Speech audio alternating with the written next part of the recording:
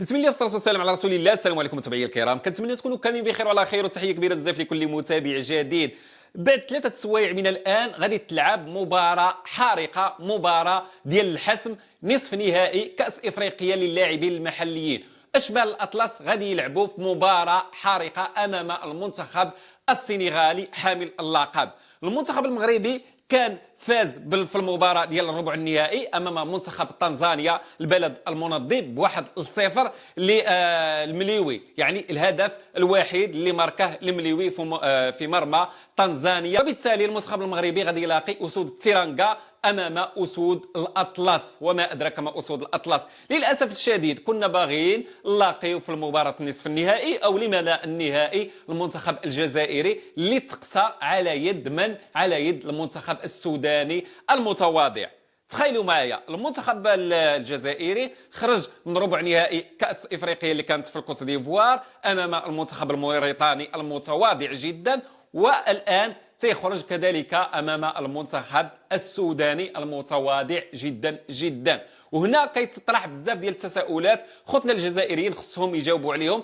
علاش الكره الجزائريه في تدهور؟ دائما في هذه السنوات الاخيره الكره الجزائريه ضعيفه بزاف، ودائما كتقسى امام منتخبات ضعيفه وفرق ضعيفه بزاف وبنتيجه يعني كبيره بزاف. هذا تساؤل كبير وكبير بزاف الصراحه. المغاربه كاملين كانوا كيتمناو تكون مباراه نهائيه عربيه خالصه الجزائر والمغرب، وهنايا غادي نعرفوا شكون الفريق الاقوى، المنتخب الاقوى في شمال افريقيا، واش الجزائر او المغرب.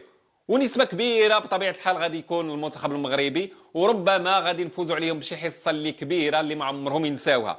واش كيديروها بالعاني تيتقساو باش ما يواجهوش المنتخبات المغربيه؟ لانهم عارفين ان المنتخبات المغربيه منتخبات قويه بزاف وعندنا لاعبيه كبار ومتمرسين. هادشي علاش ربما المنتخبات الجزائريه تتقسى ما تتلعبش مزيان مع الفرق ديال الخصم ديالها باش ما تواجهش المنتخب المغربي وسود الاطلس. نتوما في الراي ديالكم شنو هي النتيجه اللي غادي تكون في هذه المباراه ديال نصف النهائي اللي غادي تجمعنا امام المنتخب السنغالي حامل اللقب؟ واش الفوز للمنتخب المغربي اسود الاطلس؟ واش الفوز للمنتخب السنغالي اسود التيرانغا؟ او التعادل؟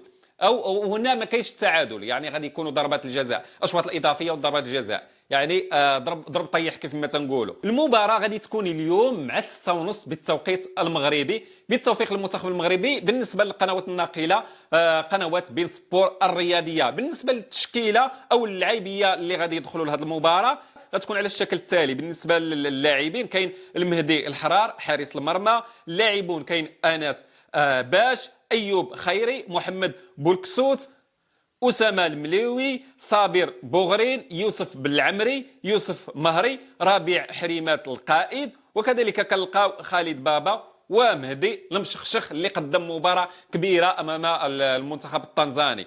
والمباراة غادي تلعب في ملعب مانديلا الوطني في كامبالا عاصمة أوغندا. بالنسبة للمباراة الثانية اللي غادي تجمع المنتخب السوداني والمنتخب مدغشقر غادي تلعب على ملعب بنيامين ماكابا بمدينة دار السلام بتنزانيا، وغادي تكون على الساعة 4:30 بالتوقيت السودان. وبالتوفيق للمنتخبين العربيين السودان وأسود الأطلس.